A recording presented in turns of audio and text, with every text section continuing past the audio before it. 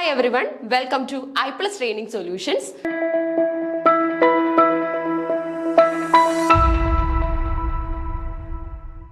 So, നമ്മൾ ഇന്ന് ഈ ഒരു വീഡിയോ ചെയ്യുന്നതിന്റെ ഇന്റൻഷൻ എന്താണെന്ന് ചോദിച്ചു കഴിഞ്ഞാൽ നമ്മുടെ സെറ്റ് ഇംഗ്ലീഷിന്റെ പരീക്ഷ കഴിഞ്ഞിരിക്കുകയാണ് അല്ലെ.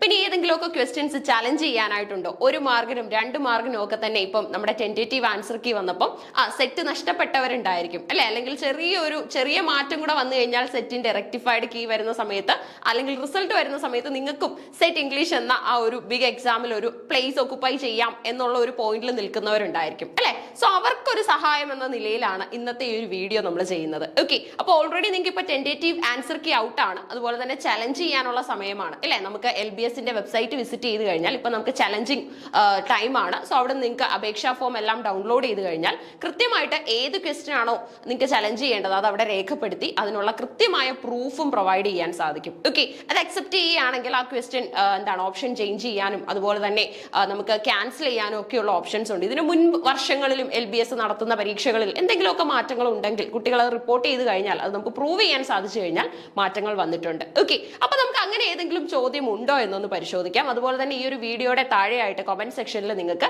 ഏതെങ്കിലും ക്വസ്റ്റ്യൻസിൽ നിങ്ങൾക്കൊരു ഡിഫിക്കൽറ്റി അല്ലെങ്കിൽ ഒരു ഡൗട്ട് ഫീൽ ചെയ്യുന്നുണ്ടെങ്കിൽ ഇത് മാറാൻ സാധ്യതയുണ്ടോ എന്നൊക്കെ ഒരു ഡൗട്ട് ഉണ്ടെങ്കിൽ നിങ്ങൾക്ക് അത് അവിടെ കമന്റ് ചെയ്യാൻ സാധിക്കും. നമ്മൾ കൃത്യമായിട്ടുള്ള അതിനുള്ള റെസ്പോൺസ് തരും. ഓക്കെ, ഇനി നിങ്ങൾക്ക് അങ്ങനെ ചെയ്യാൻ സാധിക്കുമെങ്കിൽ എങ്ങനെ നിങ്ങൾക്ക് അതിനോട് സമീപിക്കാം, എന്തായിരിക്കും അതിന്റെ ആൻസർ ആയിട്ട് വരുന്നത്, അങ്ങനെയുള്ള കാര്യങ്ങളെല്ലാം പ്രൊവൈഡ് ചെയ്യാനായിട്ട് അവിടെ കമന്റ് ചെയ്യാനായിട്ട് സാധിക്കും. ഇനി അതുപോലെ തന്നെ അത് മറ്റുള്ളവർക്ക് ഒരു സഹായവുമായിരിക്കും. ഓക്കെ, അതായത് ഇതുപോലെ 1, 2 മാർക്കിന് സെറ്റ് നഷ്ടപ്പെട്ടിരിക്കുന്നവർക്ക് അതൊരു വലിയ സഹായമായിരിക്കും. ഓക്കെ, അപ്പൊ നമുക്ക് ഏത് ക്വസ്റ്റ്യൻ ആണ് ചലഞ്ച് ചെയ്യാൻ സാധിക്കുന്നതെന്ന് ഇവിടെ ഒന്ന് നോക്കാം. നോക്കിക്കേ, വേർഷൻ ബിയുടെ കേസ് ആണ് ഈ പറയുന്നത്. വേർഷൻ ബിയിൽ 47ാമത്തെ ചോദ്യം. ഓക്കെ, നമ്മുടെ ക്വസ്റ്റ്യൻ പേപ്പർ നമുക്ക് വേർഷൻസ് ഉണ്ടായിരുന്നു. സോ അതിനകത്ത് ഇപ്പോൾ വേർഷൻ ബി ക്വസ്റ്റ്യൻ പേപ്പറിലെ നമ്പർ ആണ് ഈ പറഞ്ഞിട്ടുള്ളത്. അല്ലാതെയുള്ള അതർ ക്വസ്റ്റ്യൻ പേപ്പറിൽ നിങ്ങൾക്ക് ഇത് ചെക്ക് ചെയ്യാൻ സാധിക്കും. ഈ ഒരു സെയിം ക്വസ്റ്റ്യൻ തന്നെ. Even though Nyogi Wa Thiago is known for his works in English, he had early in his career opted to retain his traditional name and to write it. Okay, Nyogi Wa Thiago എന്ന് പറയുന്നത് വളരെ important ആയിട്ടുള്ള writer ആണ് ഇല്ലേ. Okay, in the case ഇപ്പൊ set എടുത്താലും net എടുത്താലും ഒക്കെ തന്നെ റൈറ്ററിൽ നിന്നും ചോദ്യങ്ങൾ നമുക്ക് അപ്പിയർ ചെയ്യാറുണ്ട്. സോ ഇവിടുത്തെ ചോദ്യം നോക്കിക്കേ, even though Nyogi Wa Thiago is known for his works in English, he had early in his career opted to retain his traditional name and to write it. Options ആയിട്ട് ഇവർ ഇവിടെ provide ചെയ്തിട്ടുള്ളത് ബുണ്ടു, Swahili, Sulu, അതുപോലെ തന്നെ Afrikaans 4 option ആണ്. Okay, അപ്പൊ ഇദ്ദേഹത്തിന്റെ mother tongue അല്ലെങ്കിൽ ഇദ്ദേഹത്തിന്റെ ഇംഗ്ലീഷിന് പുറമെ ഇദ്ദേഹം ഏറ്റവും കൂടുതൽ ട്രഡീഷണൽ ടച്ച് മെയിൻറ്റെയിൻ ചെയ്ത് എഴുതിയിട്ടുള്ളത് മദർ ടങ്ങിൽ തന്നെയാണ്. മദർ ടങ് എന്ന് പറയുന്നത് ഗിഗുയു എന്ന ഭാഷയാണ്. ഏതാണ്? ഗിഗുയു. ഓക്കെ, ഗിഗുയു. ഇത് നിങ്ങൾക്ക് പ്രൂവ് ചെയ്യാനായിട്ട് വലിയ ബുദ്ധിമുട്ടൊന്നും വരുന്നില്ല. കാരണം ന്യോഗി വാ തിയാഗോയുടെ ഏതെങ്കിലും ഒരു ബുക്ക്, പോം ആയാലും പ്ലേ ആയാലും ഏതെടുത്താലും അതിന്റെ ബിഗിനിങ്ങിൽ തന്നെ പ്രൊഫൈൽ, റൈറ്റേഴ്സ് പ്രൊഫൈൽ എന്നുള്ള പേജ് ഉണ്ട്. അവിടെ ഈ ട്രഡീഷണൽ ലാംഗ്വേജ് ആയിട്ടുള്ള ഗിഗുയുവിൽ റൈറ്റർ എഴുതിയിട്ടുള്ളത് നമുക്ക് കാണാനായിട്ട് സാധിക്കും. റൈറ്ററിന്റെ ഒരു റെഫറൻസ് കാണാനായിട്ട് സാധിക്കും.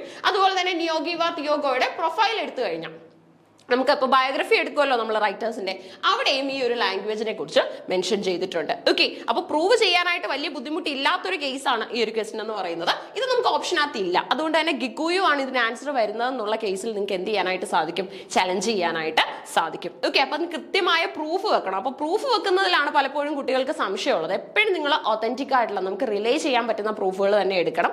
വെബ്സൈറ്റുകളിൽ നിന്നും ലഭിക്കുന്ന എല്ലാ ഡീറ്റെയിൽസും കൺസിഡർ ചെയ്യണമെന്നില്ല. ഓക്കെ, പലപ്പോഴും കുട്ടികൾക്ക് പറ്റുന്ന അബദ്ധമാണ്. അവർ ഒരുപാട് പേജുകൾ, അതായത് loads and loads of pages attach ചെയ്തായിരിക്കും അവർ അയക്കുന്നത്. അതൊന്നും തന്നെ കൺസിഡർ ചെയ്ത് പോകാതെയും ഇരിക്കും. കാരണം മറ്റൊന്നുമല്ല, എല്ലാ വെബ്സൈറ്റുകളും നമുക്ക് ഡിപ്പെൻഡ് ചെയ്യാൻ സാധിക്കില്ല.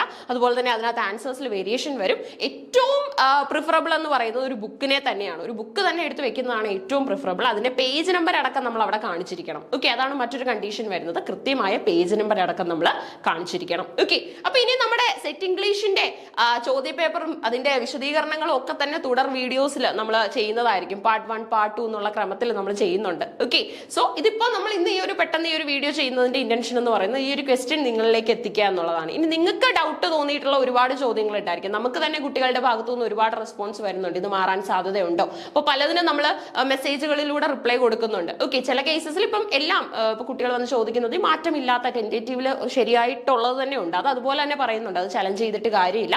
കാരണം അതിന്റെ ആൻസർ കറക്റ്റ് ആണ് അല്ലെ. പിന്നെ അതുപോലെ അതുപോലെ തന്നെ കൺഫ്യൂസ്ഡ് ആയിട്ടുള്ള ഒത്തിരി ചോദ്യങ്ങൾ ഉണ്ടായിരിക്കുന്നു. അത് ഒരു യാഥാർത്ഥ്യം തന്നെയാണ് അല്ലെ, കുട്ടികളുടെ ആ ഒരു ക്വയറി ഒരു യാഥാർത്ഥ്യം തന്നെയാണ്. കൺഫ്യൂസിംഗ് ആയിട്ട് എ അല്ല ബി ആണെന്ന് തോന്നുന്ന തരത്തിലുള്ള ചോദ്യങ്ങൾ കുറച്ചധികം വന്നു അല്ലെ. പിന്നെ അതുപോലെ തന്നെ ഈ സെറ്റ് പരീക്ഷ നെറ്റ് പരീക്ഷയുടെ ഒരു നിലവാരം പുലർത്തിയതായിട്ടും അല്ലെ ഒപ്പീനിയൻസ് ഉണ്ട്. ഒരു പരിധി വരെ അതും ശരിയാണ് അല്ലെ. പക്ഷെ നമുക്ക് ഇവിടെ ചെയ്യാൻ സാധിക്കുന്ന കാര്യം എന്ന് പറയുന്നത് കൃത്യമായിട്ട് സിലബസ് ഓറിയന്റഡ് ആയിട്ട് തന്നെ ഒരു ക്വസ്റ്റ്യൻ വന്നത് അല്ലെ. ഔട്ട് ഓഫ് സിലബസ് എന്നൊന്നും പറയത്തക്ക പോലെ നമുക്ക് അങ്ങോട്ട് പറ്റില്ല. കാരണം എവിടെയെങ്കിലും ഒക്കെ സിലബസിൽ മെൻഷൻ എങ്കിലും വന്നിട്ടുള്ള കാര്യങ്ങൾ തന്നെയാണ് സിലബസിൽ വന്നിട്ടുള്ളത് അല്ലെ, അല്ലെങ്കിൽ നമ്മുടെ ക്വസ്റ്റ്യൻ പേപ്പറിൽ വന്നിട്ടുള്ളത്.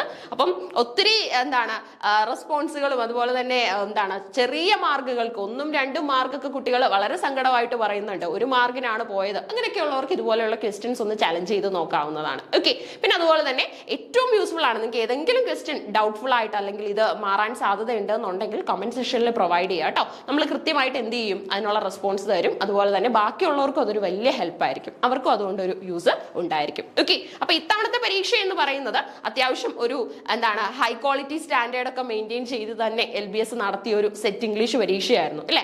ഇയേഴ്സിൽ നിന്നും അതുപോലെ തന്നെ ലിംഗ്വിസ്റ്റിക്സിൽ നിന്നും ഒക്കെ തന്നെ നമുക്ക് ചോദ്യങ്ങൾ വന്നു. ബയോഗ്രഫി ഓഫ് ദ റൈറ്റർ നമുക്ക് ചോദ്യമായി അല്ലെ. ഇങ്ങനെയൊക്കെയുള്ള ചില ക്രിട്ടിക്കൽ ചോദ്യങ്ങൾ വന്നു കഴിഞ്ഞാൽ നമുക്ക് ആൻസർ ചെയ്യാനായിട്ട് സാധിക്കണം. ഓക്കെ. അപ്പൊ നിങ്ങളുടെ കമന്റ്സിനായിട്ട് നമ്മളും വെയിറ്റ് ചെയ്യാണ്. സോ എന്തായാലും നിങ്ങൾക്ക് ഈ ഒരു ക്വസ്റ്റ്യൻ ഇവിടെ നിങ്ങൾക്ക് ചലഞ്ച് ചെയ്യാനായിട്ട് റേസ് ചെയ്യാനായിട്ട് സാധിക്കും. Okay. So will see in the next video. Thank U.